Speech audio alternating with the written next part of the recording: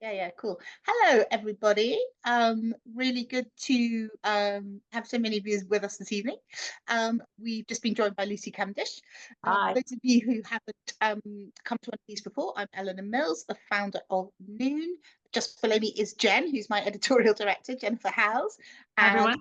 this is Lucy Cavendish. So you've got a real medley of former hacks. Who have I got? I've got Mary, I know.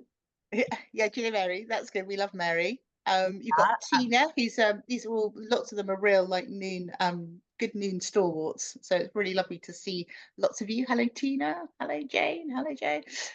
Really good to see so many of you here. And yeah, so Lucy, we've known each other kind of on and off for a long time. Lucy is another fellow journalist who went Yeah. off on a really interesting kind of you kind of reach, and you can tell us a bit about that in a minute. But what I love is I was looking at you in my phone, and you're in my phone as Lucy Love Coach, Yeah. which really made me laugh. Which is one of your other incarnations, wasn't it? As That one is. It is a very big incarnation of mine. Yeah, absolutely. Absolutely. So do you want to start off by telling us a bit about kind of how you got to write this book, how to have better relationships? Well, And first of all, Lucy, tell us about the book. yeah, Oh, yeah. Okay. So shall I, I'm going, okay. So I'm Hold going on. to, Hold, I'm going to show you the book. Here it is. woo! How to have extraordinary So I relationships. don't Here know if we you are. can all see it. So I'm going to put the chat up here on the side. So is that right? So if anyone wants if anyone wants to sort of put something in the chat or whatever, that's okay. So, Yeah, the chat's there. So okay, if you want and to put it in the chat, let me know. Just shout out. So this is my book, which came out on April the 25th. So it's how to have extraordinary relationships with absolutely everybody. And Monique Rothey, I don't know how many people here know Monique, but she is an amazing author, and her really big hit is Mermaid of the Black. And I say conch, or is it conch? Mermaid of the Conch, I Black. think. Mermaid of the Black Conch that won the Costa. Yeah, I love that book. It's brilliant. Oh yeah, it's an amazing book. It's a really big book club book, and um, Monique, I sent the book out to various people. Monique read it, really loved it. Louise Chan of welldoing.org also has given me some lovely quotes. So a lot of people got involved in it. Essentially, and I'll talk about this a bit more later, I was a journalist and I retrained as a therapist, actually about 10 years ago now. And I sort of married them together in the sense of that I don't want to go off piece, but when I first started training, I was writing a column at the back of Stella magazine for the Sunday Telegraph about my life and my kids and my then partner. And at some point, the tutor took me aside and said, "You've got to make a decision between being a journalist and having a public facing profile, and a therapist that has a very private facing profile." Mm. I actually challenge that now, I have to say. I'm not sure that that's where we're at anymore. I think things have really moved on from there. But the whole thing about therapy and psychodynamic therapy was that people shouldn't know anything about you, and everybody could find out anything they want to know about me, actually, because all we had to do is type in Lucy Cavendish, really, and whole piles of stuff comes up because I've written so much. So I made a total shift then and went totally into therapy, and I took just a huge punt. I kind of did a Kevin Costner build it and they will come moment. It's like Kevin Costner, Field of Dreams or something. I was like, okay, I took a room in London. I had one client who was a friend of a friend.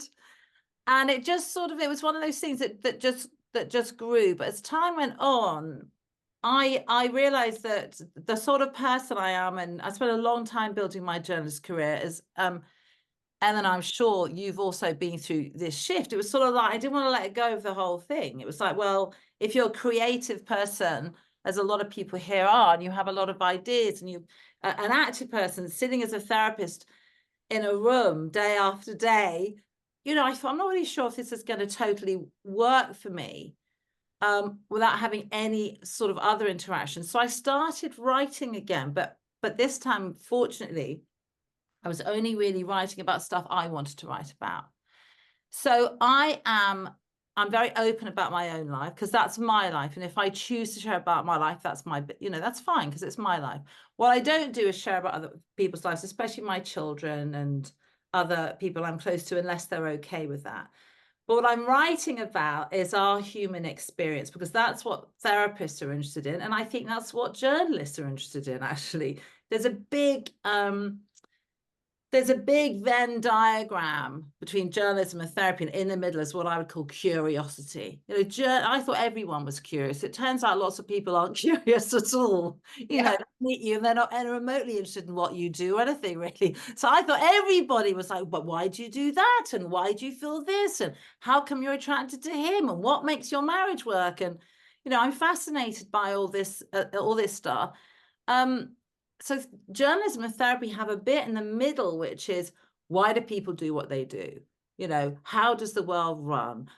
How come we're here and not there? And it's a very natural fit.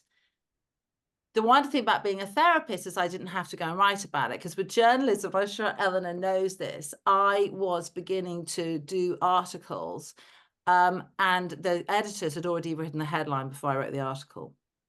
Yeah, which is incredibly annoying, and you're being asked. Well, yeah, and also if you're interviewing people, and I was interviewing like celebrities, they'd say things like, "Have a lovely time with X. She's so interesting. If you could just get us to say I've been an alcoholic all my life, that would be great. Okay, bye." You know, you'd be like, "What?" You know, and then so you're in this interview, but with this awful feeling of having to push this person into like a rabbit into the headlines that they don't really want to go to, and you're really being manipulative. There's a sort of art form of malice going on. Yeah. How can I really agree about that. I used to find that those kind of interviews like doing a kind of hand-to-hand combat, and really what you were expected to do was to kind of go and be incredibly nice and charming to this person to get them to spill and kind of go, "Oh, you know, I understand." Yes, absolutely. You don't put anything that you say in the interview. You only put in what they say in response, which would often be, you know, absolutely, you know, not on point. It was quite a kind of, I stopped doing them after a bit, because I used to do every week in the Sunday Times, and I got to a point where I actually thought, "Oh, I don't like this. It feels a bit grubby." Yeah, so I decided I don't want to do that anymore. Every time an interview came out, I'd feel physically sick, and I don't know about everyone else does that in their lives. That's not a life to lead.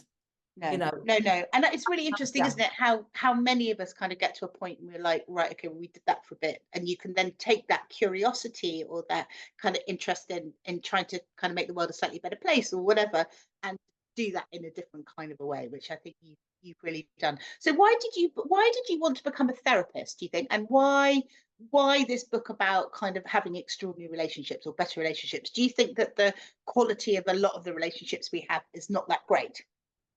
Well, yes, I mean, I'm sorry, I'm rabbiting off, but I was started to write about relationships and in the Times and lots of other places. Also, I trained as a couples therapist. I did a lot of training. You don't actually have to train to be a couples therapist. There's no bar, actually. Well, you could just literally put up a kind of sign saying, "I'm a couples therapist." 2-week course and go, "I'm a couples therapist," which is interesting. Really, there's all sorts of stuff around therapy and who is and who isn't and who's qualified. But anyway, and I found out I mean, sorry to say this, I'm not sorry at all. I'm a really good couples therapist. It's just something I love doing it. I love my couples, and some magic seems to happen, you know. And what would you say? What's the main issue that your couples come to you with? Okay, here are the main issues. Well, okay, the two big issues no one wants to talk about are sex and money, right? So that takes a little bit of warming up to.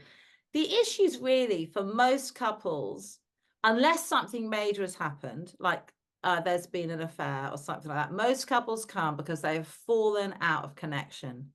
Right. And don't know how to communicate. And they get into this, well, you did this and you make me feel and you did that. And they really have lost the art.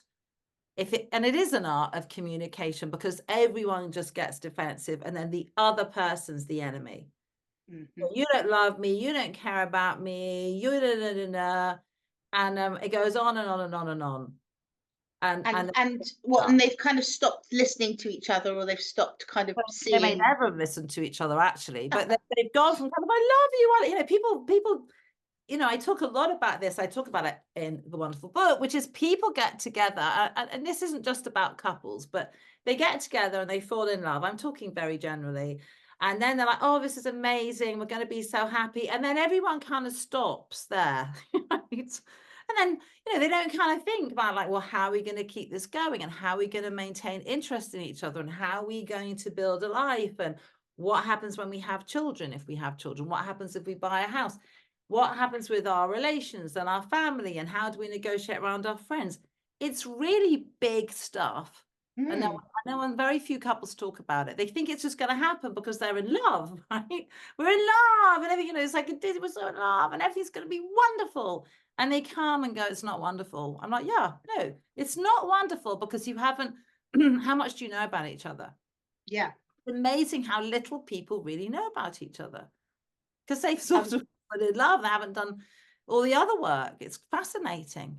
You know, So is that often what you're doing when they come to you in a couples therapy kind of situation? Are you kind of going, well, actually, how well do you know your partner? Have you actually had a discussion about how you would like to manage, you know, how you deal with your families or his appalling mother, So or I help whatever it might be? I help people communicate. So the first chapter in the book is, so this, let me just get back to the book. The book is not about parenting children. No. That was going to be in there, and then the publisher said it's too much. You know, that's a whole other book. That's a whole other book, which I agree with. So it's about your relationship with your partners, if you have a partner, or former partners. We can have relationships with all sorts of things, as I've written for you. We have relationships. Yeah, which I really liked. Yeah, with partners that aren't even in our lives anymore. You know, I have a kind of odd relationship with my ex-husband, and I haven't seen him in years. You know, so there's still a kind of a residue of that in my life. I don't know if that's healthy or not, but it's, you know, I'm brave enough to say Inevitable, I think. it's still there. And then it's about our family, our siblings, you know, parents, friendships. Friendships are really important, especially to women. Don't for any men, but you know, they're very important to women. Our work colleagues. So lots of us spend a lot of time with our work colleagues if we work with other people. So our bosses and all the people we work with. And then because this is how I'm made, and I think, you know, we're all of a certain age, there's a bit of a wider thing around, well, how are you in your world? You know, how are you in your universe? How are you when you walk out of the door? Do you walk out of the door as a person that's aware and is looking around, and what are the trees doing, and how's everyone around you? Or are you a very like this person, which is not very healthy? You know, we need to do this and not this.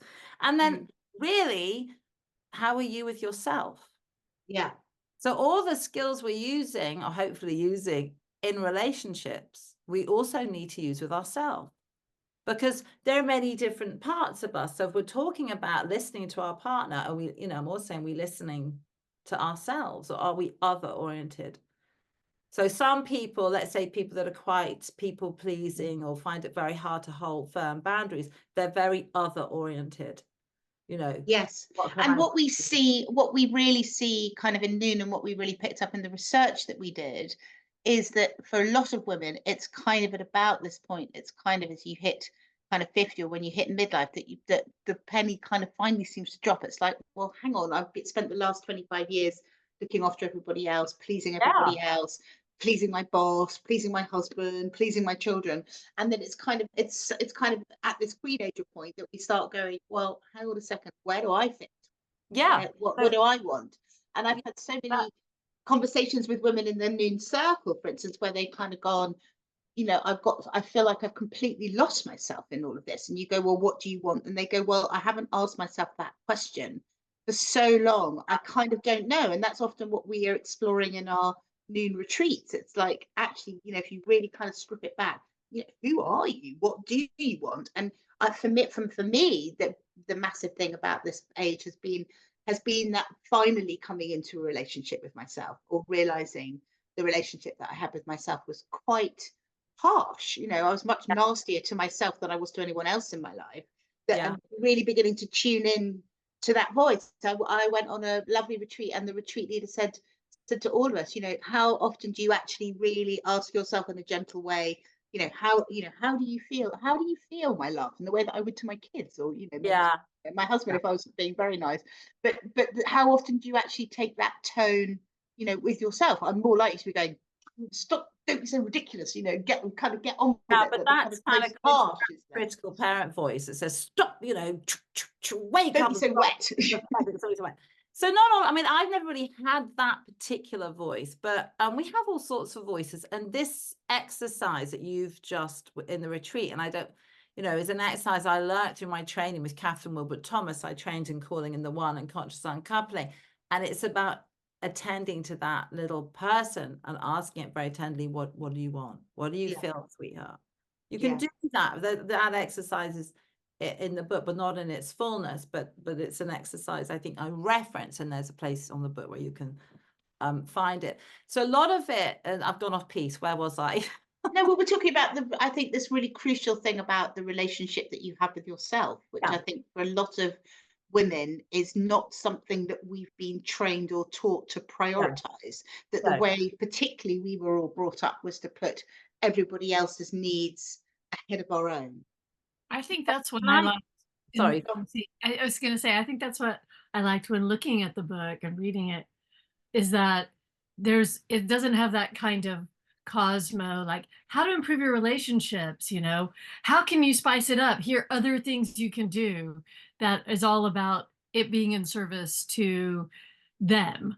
And it's about centering yourself and thinking about what you want, and what we draw from our relationships with other people, as well as with, you know, nature or other things. I think exactly what Eleanor was saying, like the book, I mean, how to improve all your relationships. It's a big topic, but I found it really quite drawing things back to something that really kind of spoke to me in terms of what I'm trying to do right now.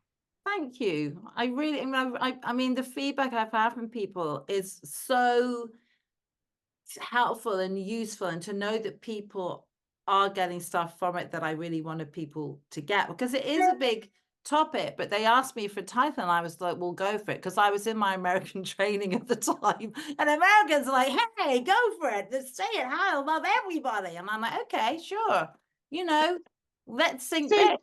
So Lucy, what would you say? So I mean, one of the things that I found helpful was that really listening to the voice that you use to yourself. What are your other tips for how we can better tune in to kind of, you know, where we are and maybe our effects on the relationships that we have around us?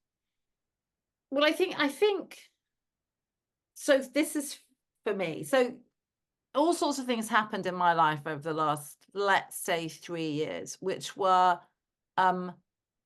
drastic for me. And lots of people have been through really difficult times. So, and it's sort of competition, right? So whatever you've gone through, whatever you're feeling, you are totally valid to feel what you're feeling. So someone can feel incredibly sad because their cat died. Okay, that's a loss. So, you know, for me, all sorts of things happened. The person I loved totally, who I was married to, turned out to be someone not quite who he was, but he was an alcoholic and in addiction. So I don't write about him, and he's in recovery, and I wish him all the best. You know, I genuinely do, because I feel for people. So I sort of survived that. That was awful. And then I lost all my money in an insane investment, and so all my savings went, and I had to sell my family home. And then my beloved sister, out of the blue, died. Oh God, I'm so sorry. That's a proper midlife clusterfuck, as we call it at Noon. And then my stepmother killed herself, who I actually loved, but she had a very bad disease. Yeah, so all sorts of terrible stuff happened. I'm sorry. Yeah, well, you know, but so I don't want to say, oh, and all bad things, good things happen, because it's very annoying when people say that, because it's not necessarily true. But what did happen for me is I had to make some very serious decisions, and I had to wake up. You know, a lot of this happened because I was not taking due diligence. Very boring to take due diligence. But I'd gone through life going, oh, this is fun and that's great, and let me have a laugh. And I hadn't, you know, and I'm a good mother and I'm a good worker and blah, blah, blah. But I wasn't really taking responsibility for stuff. I'm a youngest child of 4. You know, I've had a lot of people doing this. When I hit, and the other thing is, I'm a very big kind of, I can do this all for myself. So when everything really went horribly wrong, what I really learned was that I had to let myself be vulnerable, and I had to let people help me. And up until that point, I wasn't doing any of that. I just wouldn't let anyone in because I was scared and frightened. That, But Lucy, how can you just go back to like, how do we take responsibility for ourselves? Like, what does that mean? well, this is very complicated. When I'm talking about taking responsibility, which is also in the book, I just want to let you know it can be 3%. Okay. So for example, I married a very, I mean, I don't really talk about him, but I think it's helpful. I married a very handsome, very charismatic man to me. And I kind of knew that things weren't quite right. And I knew he was drinking a bit too much. And I also knew he was still in love with somebody else, but I married him anyway, right? So the bit of responsibility there was maybe I should have checked that out a little bit more before I put on my white dress and danced down the aisle, aged 50. I take responsibility for the fact that I went off on a romantic dream and I just kind of thought, well, I don't know, I'll just love him to health. If I love him, it'll all be great. But actually stuff like that doesn't really work, not really. So I need, part of me, the X amount % of me would take responsibility for the fact that I kind of knew it. There is part of me that knew, and I kind of just did this. So don't be surprised if you marry a womanizing alcoholic, that he's a womanizing alcoholic. Yeah. I mean, wake up. So it's perfect within people's rights to say, well, what did you think was going to happen? But they didn't, because people are kind and lovely and nice. And my family didn't go, you silly girl. They said, this is terrible for you. This must feel awful. Come here and let me love you and hold you. And I just sort of collapsed. I mean, I had a time when I just disappeared from life and collapsed.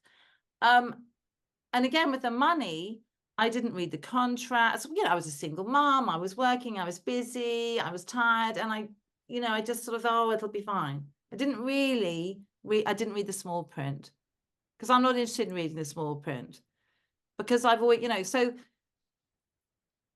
that, because, if I was good at money, I'd be a bloody accountant, wouldn't I? I wouldn't be a therapist and a journalist. I'd be an accountant. So I let someone else read the small print, but he was getting a cut. So all sorts of other stuff was going on. And then the guy that was taking a cut died, so I couldn't even sue him. So yeah.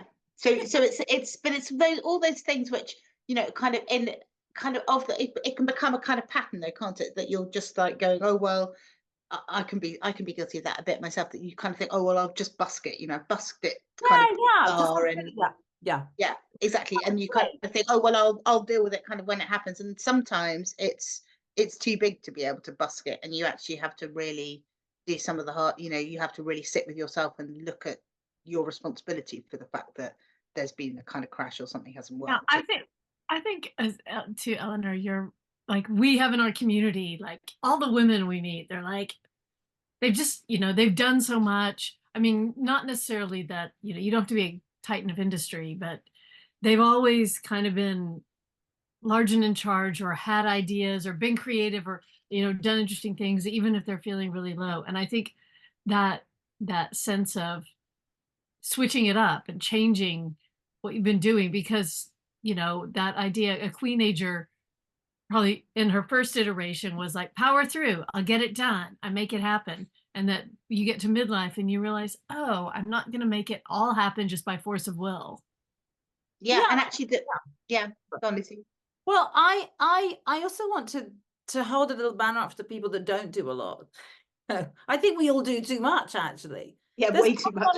Yeah, and I don't want people to feel guilty, think, God, I haven't been a captain of industry, and I haven't done this, and I haven't done that. We're made of lots of different things. Extroverts and introverts look at each other and kind of wonder, because they don't get each other. But introverts have their power in what they do, and extroverts have their power in what they do.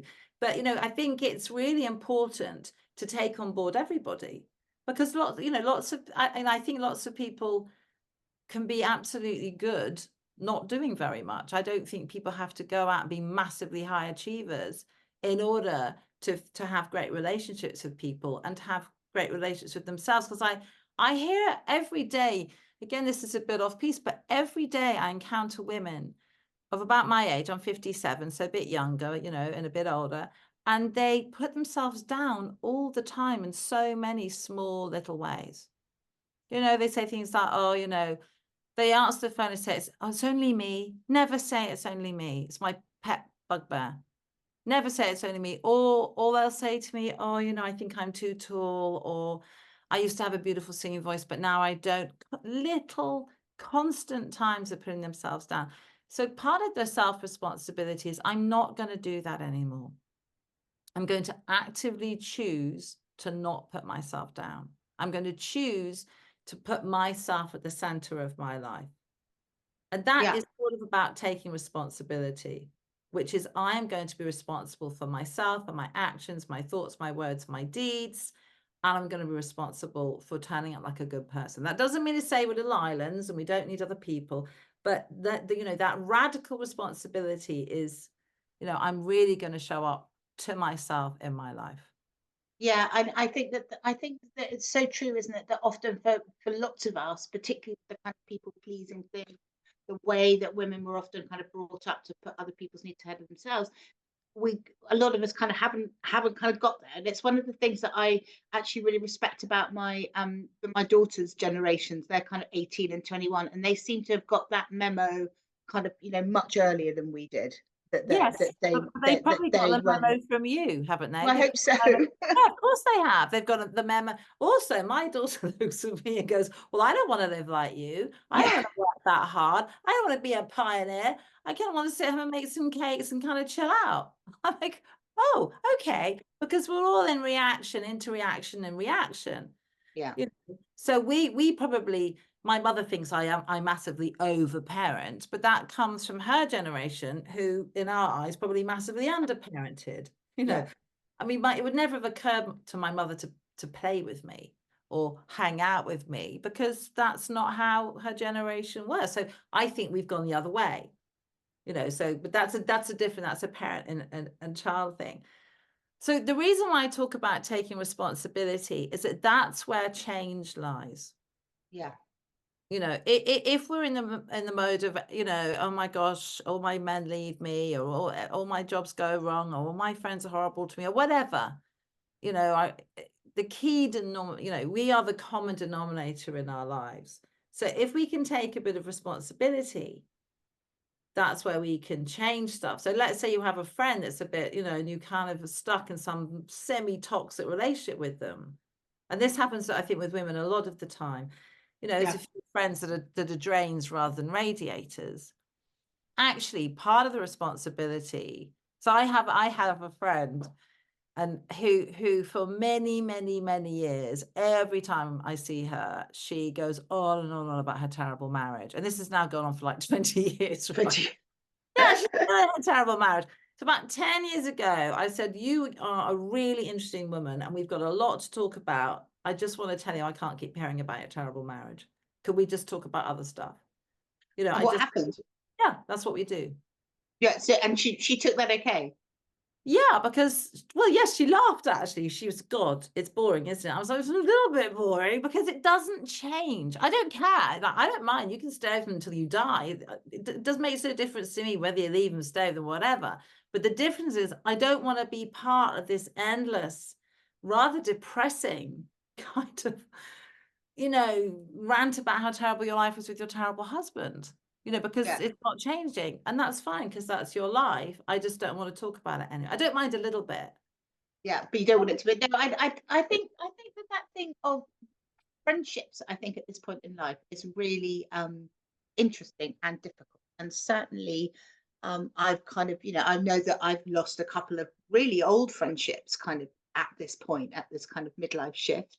And it's certainly something that comes up a lot, in the Noon circles, is the kind of a kind of shaking, maybe like a shaking out of friendships. Or what I was also interested in was how sometimes those friendships that you've had for a very long time are they become what I found with one friendship, that basically they become rotten. It was like a kind of log that still looked solid, but actually it was really rotten underneath, because we had this thing, yeah, we've been friends for 30 years, but actually the reality was we hadn't really spent that much time together in the last few years, and when we had seen each other, it had been, we've probably maybe been a bit wasted, or we've kind of been on holiday, and you kind of making allowances.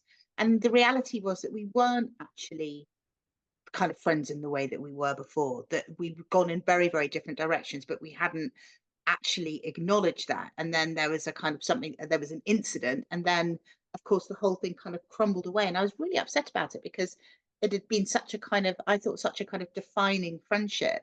But when I really, I suppose your thing about taking responsibility, when I really thought about it, I kind of realized the relationship was actually a bit of a chimera. It was a kind of, it was an illusion. Um, and so I kind of wonder whether that's also kind of part of this, having kind of better relationships, is really I being mean, brave enough to look at the yes, reality of what's going it on. is. And it's, I mean, if I think about my 20th birthday party, I mean, I'm just using these figuratively. I don't know if I had one, 30th, 40th, 50th, you know, who was at them? Who are the people that came? There's a few people that were at my 20th who are still my friends. Let's say 2, maybe. And I've known them for a very long time, and we have a beautiful shorthand with each other, and it's great. But people come and go. But you know, this is how life is. And sometimes it's being brave and going through your friendship list and thinking, is this, you know, do we actually have a friendship here? And do I want to do anything about this, or don't I? Because, you know, it's asking yourself, what is a friendship? No, so a really good friend of mine had a very terrible thing happen to her in February. She lives in Dorset, and I won't go into what, because that's her privacy. But I got in my car with my daughter and went down and found a place and rented it for 3 weeks. My mother was like, "How can you do that? What are you doing? You've got your life." I was like, "But this is what friendship is, you know." When we are, especially for women, when we are really things go terribly wrong and we're in need, you've got to have your Praetorian Guard. And they're generally women, and there might be men too. You've got to have those people that, you know, this person has my back. It's a very lonely place not to have that. And if you think about friendship groups, it's like a sort of therapeutic group. You know, there's a queen bee, there's a pleaser, there's the rebel. You know, if you think about it, where are you in your friendships? Are you the one that gives? Are you the one that organizes everything? You know, are you the one that makes everything happen? You know, if you stepped aside, what happens? Does your friend call you? Does he or she organize stuff for you? And, you know, sometimes you've got to call it out. The other day I had to call it out with a very good male friend of mine. And I said, you know, you've cancelled 7 dates in a row. 7, and I'm out. That's not a friendship for me. You know, because it hurts me.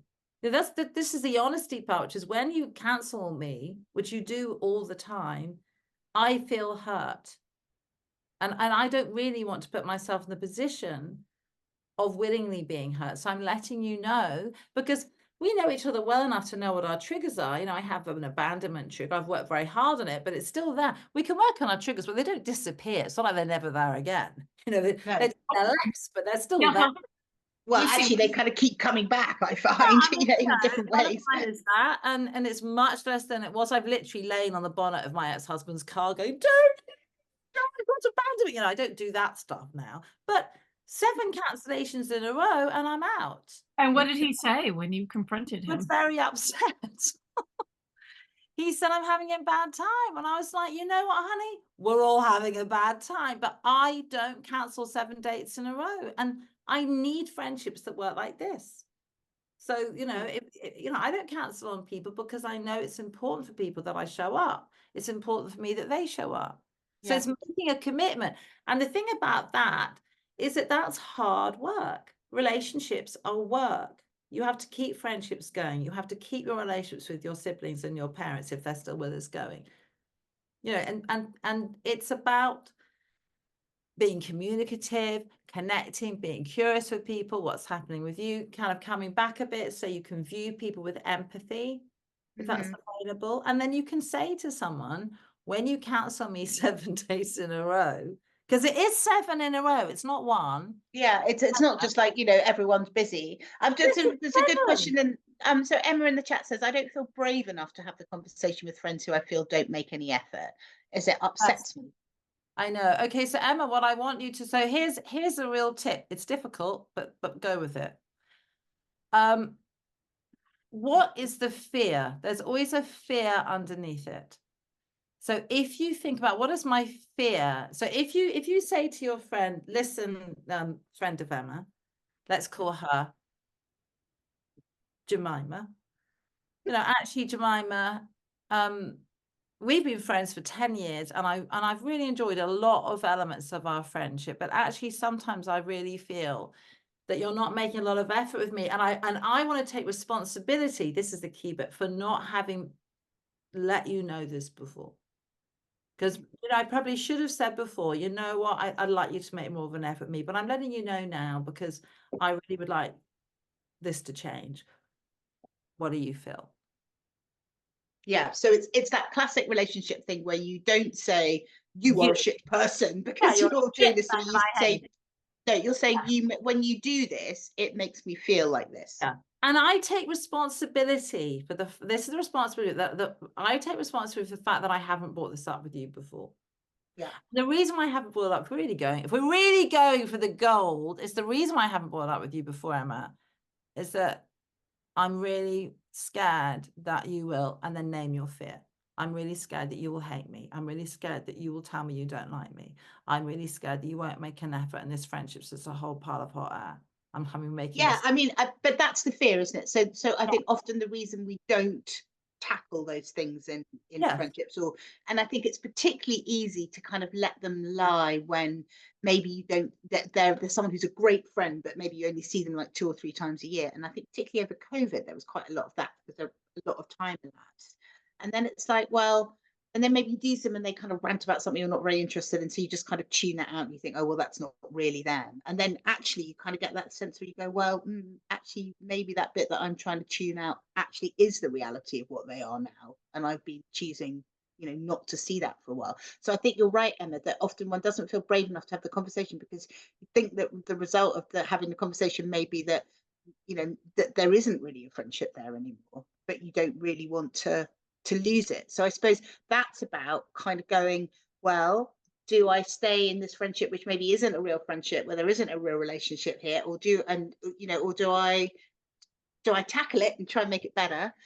But when you, I suppose the fear, Lucy, is that when you do that, you run the risk of the whole thing falling apart. That that's right. The rotten log crumbles. So important, but so scary. Yeah, really scary. Emma, we're with you, darling. It's really scary. Yeah, we are. It's scary, but actually, what you need to work out is what is my deepest fear around this. It's already really worth naming it. My deepest fear is, because once you've named your deepest fear, yeah, you have it rather than it having you. Yes.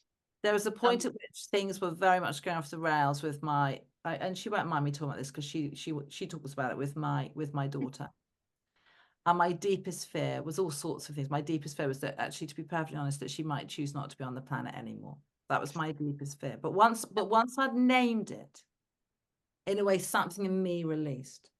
Because I thought, okay, I get it. She's got very bad, at this point in time, very bad mental health issues. And if I felt that way, I might not want to wake up in the morning every day. But actually something shifted because I was coming from a place of fear. So constantly being helicoptering and and it was sort of crowding around. All sorts of stuff shifted. Because I could go, this is a horrible thing, but I've named it.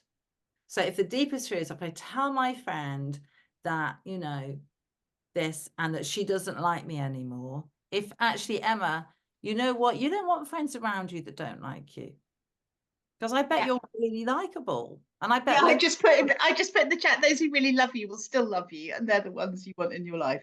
Yeah. So, So really it's about being brave enough to winnow out the chaff. My clients name it to people and their friends go, I had no idea you felt that way. So they don't go, what do you mean you're asking me to be nice to you and care about you? Oh, go away, you horrible person. Lots of time people are not aware of stuff because we haven't told them. We haven't said. We've gone, no, it's fine that you're late. It's fine that you forgot my birthday. Oh, no, I don't mind. It's fine that you're a really shitty friend to me. Don't worry. Because they're going along blithely thinking everything's fine. And, yeah, or even they may think, I mean, I know I'm guilty of this, that I'm like, you know, these people, they know I'm super stressed and that I love them. They know I didn't mean for this to happen. But in fact, it is when somebody calls you on it, or when somebody says, you know, I don't really like it when you do that. And it makes me feel exactly, you know, if somebody said to me what you were just saying, Lucy, I'd be like, oh my God, my actions are impacting you this way, and it's not indicative of how I actually feel about you. Yeah. So it opens up 9 times out of 10, it opens up a wonderful new friendship where people are very respectful of each other. You know, they go, okay, you know, but and they'll go, I really didn't know you felt that way. I'm so sorry. You know, you know, it's, and the ones that don't, the ones that go, oh no, now you're asking me for something like care. Yeah. I mean, they're not people you want to have as your friends. No. Because But I think that's I'm the courage is actually being able to be, I suppose it goes back to that thing about the relationship you have with yourself. So it's kind of saying, I value myself enough not to be in shit relationships, whether that's, you know, with friends or with partner or, you know, with family. And I really think that there is a big reckoning around that at midlife. I see it yes. over and over again, with particularly with family, with siblings, with parents.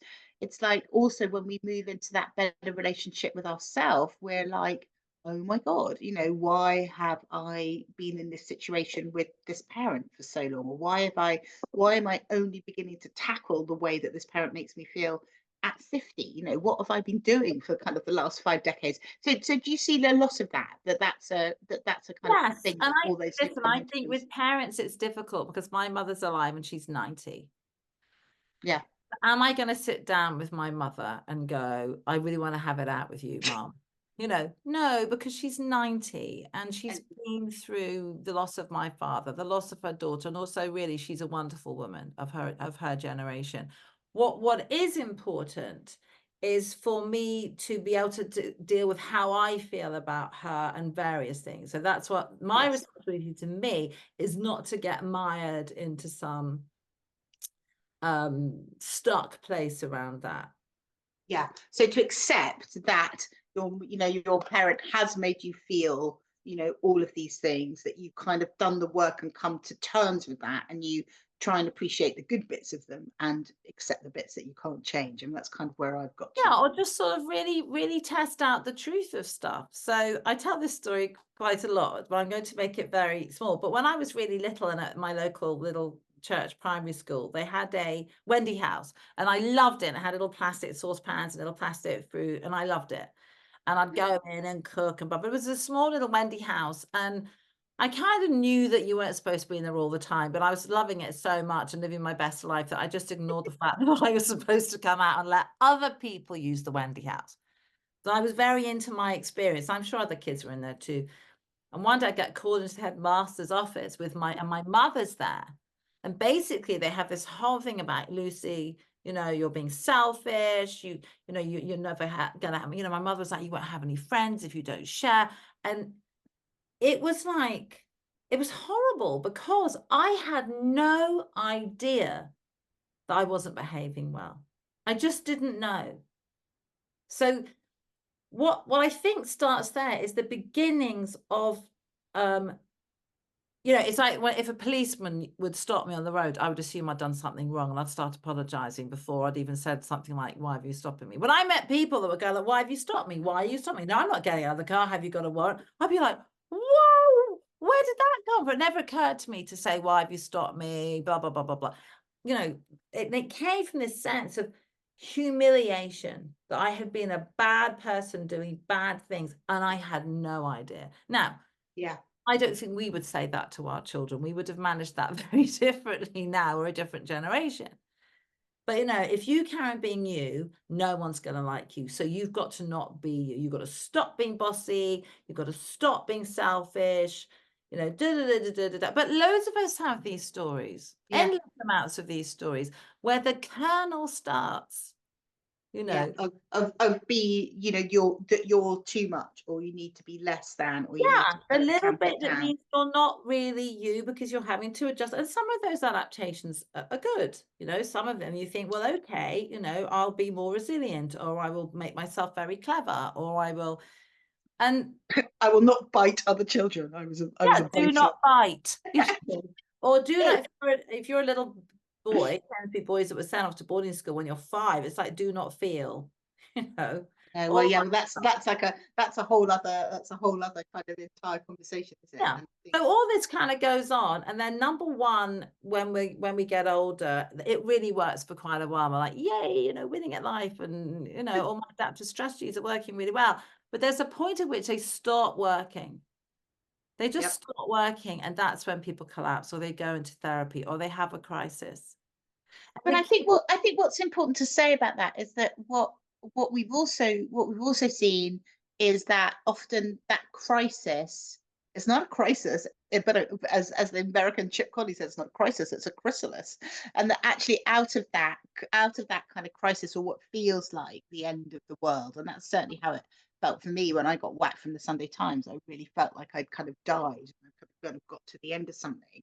But actually, 3-4 years on, I feel much happier than I was when I was in that place where it suddenly felt like it was the end. So I think that there's also this thing about midlife, that there is an end of whatever it is that you've been doing for a chunk of time. But the story that we need to be telling is that ending is also a beginning, that it's the yeah, beginning. I mean, I say Something to else. people, it's an awakening. Actually, Yeah, you may yeah, not or a want it. becoming. You may have been quite happily sleepwalking through your life, and you think, Christ, so I have to have this awakening. But it is like an awakening. But what so that is a lot to do with having an in-tuned relationship with yourself. Because Yeah. I'm an adult, I am not a 5-year-old child who won't get out of the Wendy house, and this is really key to know. Yeah. We don't have to stay in that place. We can choose to change how we feel. We can tell ourselves, I am not 5. I do not need to say sorry every time someone, these feelings are not feelings I don't need anymore as an adult human being. Yeah, but it's weird, isn't it, how that we can get to 50 or 57, and somehow we're still in those kind of childhood patterns, and it's weird to me that they kind of seem to work for kind of quite a long time, and then there just seems to be at midlife something happens that the wheels come off the track, kind of. And what we see is whatever track you'd be driving around, kind of the wheels come off it. If you've been at home with the kids leave home, and you have an empty nest. Oh, well, they don't in Working. my case, but never mind. Yeah, or they don't, but or if you've been, working, then the work kind of comes to an end, and you have to shift into something else, or the marriage ends, or or somebody dies. And what we see endlessly in the Nude circle, and in the women who are part of this community, is just that real communality of that sense of ending and shedding at this point. And it kind of horrifies me and slightly saddens me that in the culture there isn't more of a conversation around that. It's the kind of thing, is what we're really trying to kind of do here, and what I'm doing in the book that I've got coming out. But it's not something that's in the culture. You get kind of men run off with their sexual midlife crisis, there's a Ferrari, but not this sense of actually of this, the kind of the shedding, the awakening, the becoming, being an opportunity to shift into a better kind of version of yourself, I think. Yeah, I mean, I think I have that dialogue with people a lot as a therapist, and I have that dialogue a lot with friends. And I mean, some friends are very stuck in deep grief around whatever you want to put in the past. They find it very hard to move into this new phase. They think, everything that was good is over and done. I don't feel that way at all. And neither do I think that's actually true. But I think having communities like this are really important, where people can share this stuff, where people can help each other, where people can have these sorts of webinars and dialogues, where people are sharing how they feel. This is also about having relationships, because relationships are key to everything. We're in relationship all the time. Relationship with nature, relationship with the universe. And I think being very clear about that, being very aware of that, and having the skills and capacities, because I write in the book about action, everything, we have our purpose and we have our intentions and we have where we're moving to, but unless we do something differently, nothing really changes. So, sorry, can I just jump in there? So I'm just aware of that time. So on that topic of things we can do, I mean, obviously, going out and getting this book and getting all the wisdom, your wisdom from that is one. But can you leave us with maybe, 2 or 3 things to think about? I mean, I think what you were saying about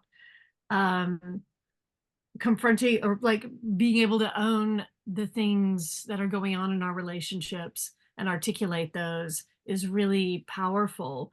Are other things that, those of us who've attended today can go away and start to think about in terms of our relationships, Lucy, that are really Yeah, things that we encapsulate in the book?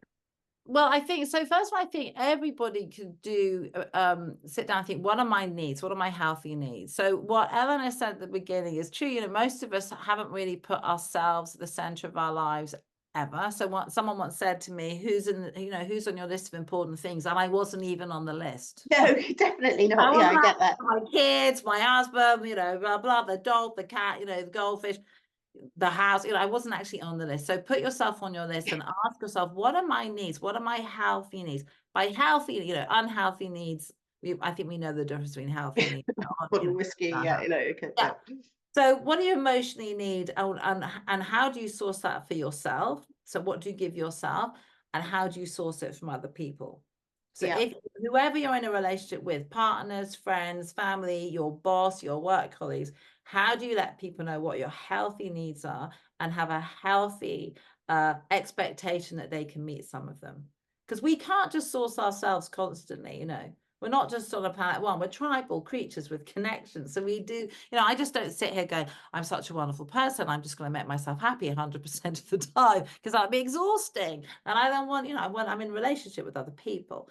So, and then another thing is choices. So before you make, I think, Jennifer, you wrote something about getting cross and angry or whatever. Before you do anything, so it's the Buddhist concept of the pause, which is very useful. Yeah.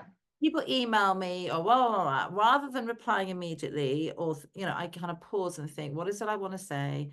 Do I want to reply? You don't have to reply to everything. You're important. You don't have to reply to every text message. Take a pause, take a breath. Other thing, and it's in the book as well, we've got to get very embodied. I think everyone here in your community knows what that means.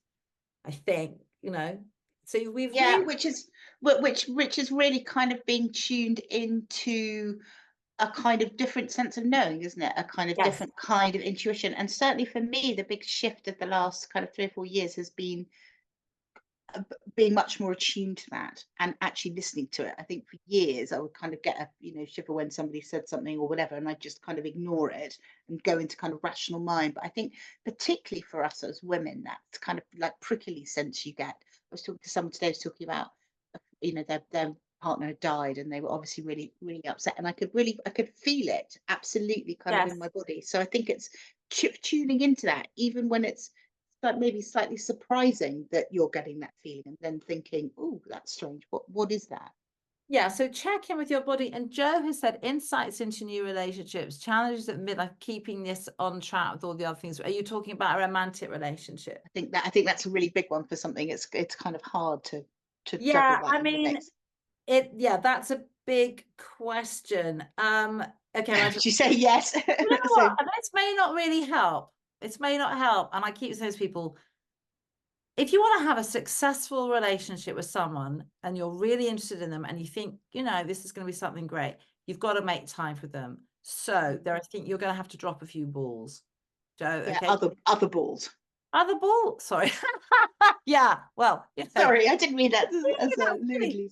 Yeah, because actually, that's also about putting yourself at the center of your life. If you want this person in your life, you're going to have to say to people around you, children, other people, friends, at the moment, I've met someone, I really like him or her, and I want to create and make some time for them. And that means honoring myself and honoring them. And I'm not going to, there are some things I'm going to have to let go of, because we all juggle too much. I've got much better. I've really paring my life down and going, well, I'm just not going to do that. Like, no, I mean, much better. I just do things I want to do, like being here, which is wonderful. And I just don't do things I don't want to do. And actually, you know what? Other people pick up the slack. The kids are like, there's food in the fridge. And I'm like, guess what? No, I didn't go shopping. Didn't want to go shopping. You're 20, you're 21, you're 17, you've got a car, go to the supermarket. I'm busy. And actually, you find also sometimes if you kind of stop doing those things, then other people will pick up the slack because they do want some milk in the fridge and they'll go and buy it. And if they don't, or they'll have black coffee. That the life doesn't end if you stop doing some of the things. No, it doesn't end. And also communication.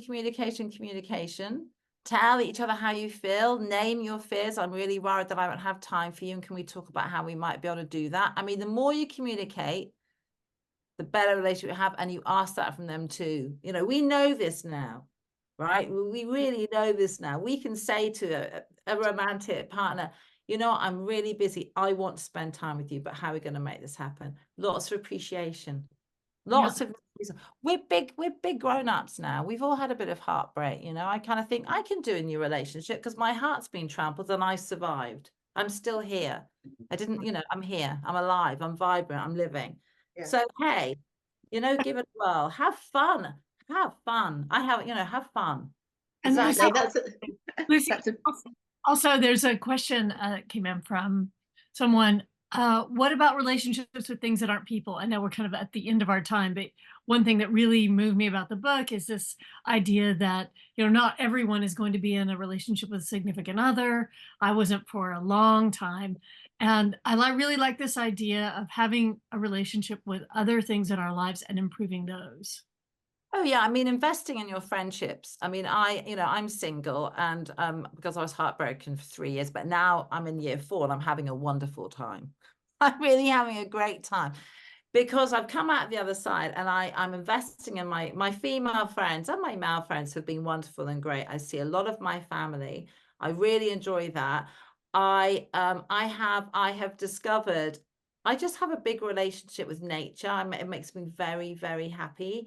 I don't really have a garden anymore, a little one, but I have a bird feeder, and every day I go sit and watch the birds. I mean, I think taking time out and really honoring your relationships, whatever that's with, maybe it's with water. You know, when I swim, I know this sounds like a mad thing to do, but when I swim, I feel the water all the way down my body, all over my body. And I spend kind of time just feeling all the water, and it makes me feel really, really happy and contented. Yeah, lots of us don't. I mean, I don't have a significant other, but I'm in relationships with many, many, many people. And I really show up for my friends and my family and my mother who's old, my kids. And I ask them to do that for me. And if they're not doing it, I call them out, which is, you know, this has to be a two-way street. I can't just keep showing up for you and you don't show up for me. I mean, kids are a little bit different, but you have to kind of, they're teenagers, you know, what do you do with that? So that is also about, it's really no different. There's, you know, your friends are there for you as much as your romantic partner is there for you. You know, it's not like, I mean, I think relationships are across the board. It's not just, I have this relationship with you and I have a really different relationship with everybody else. It's still the same feelings of care, of tenderness, of honor, of curiosity. I think people don't, I really want to stress curiosity. Ask someone, how are you? How's your day been? How do you feel? How do you feel about your day? Just simple questions to friends, family, parents, your work colleagues, and just be very attentive. If you say to your work colleague, how are you today? And then you sit, and it's the quality of the attention, even if it's for 2 minutes, it's the quality of the attention.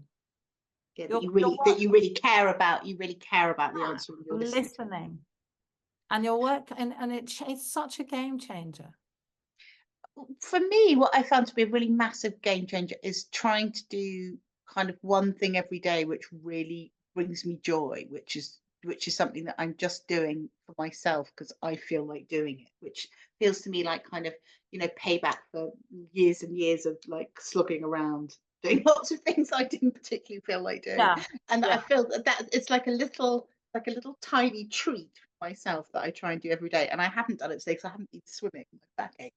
But I think that you really begin to notice that you kind of haven't done that little thing which is that you like. I mean, I like having silly shiny green nails, you know. I've got my pink nails on. My daughter took me to the nail bar about a year ago. My life changed. I was like, oh my God, this is amazing. Yeah, me too. So it's kind of, I think, well, you know, whatever it is, it's some kind of, you know, little thing that you're doing just for you because it makes you feel, you know, a bit happy. If that's, you know, like reading a book for an hour before you go to sleep, because it's something that you actually really want to do, or the swim in the pond, or do stuff for you. Don't listen to people that are telling you all this stuff. That, you know, people say things that you should get up at 5 and by 6 you'll have done, and you know, I mean, whatever. What works for or you? sleep a bit more. You know, sleep a bit more. I've had a Sunday mornings I tuck up in bed and like, no, you know, people like, I'm up at 6 and I'm going for a walk, and I'm like, yeah, okay, that's fine, but I'm not joining you. Bully for you, yeah.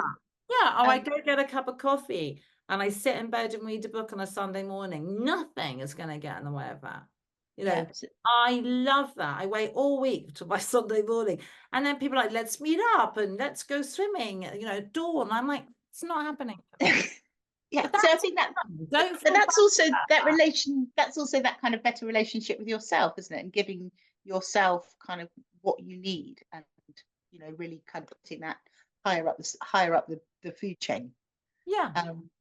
And don't don't let people guilt you just because they get up at 5 and eat chia seeds and all that. You know, I get up at 9 and I get a pile of biscuits, a black coffee, probably a dog. God, I'm so happy. It makes me so happy. I eat my biscuits and my coffee, and I'm like, you know what? This makes me happy. And if it makes someone else happy while swimming and eating chia seeds at 6 a.m., great.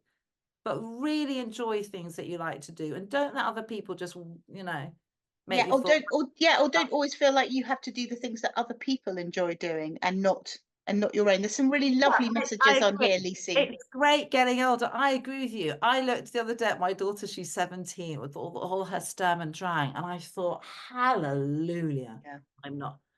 Thank God I've gone through all that, and I've learned so much. And I mean, I don't want to go back there again.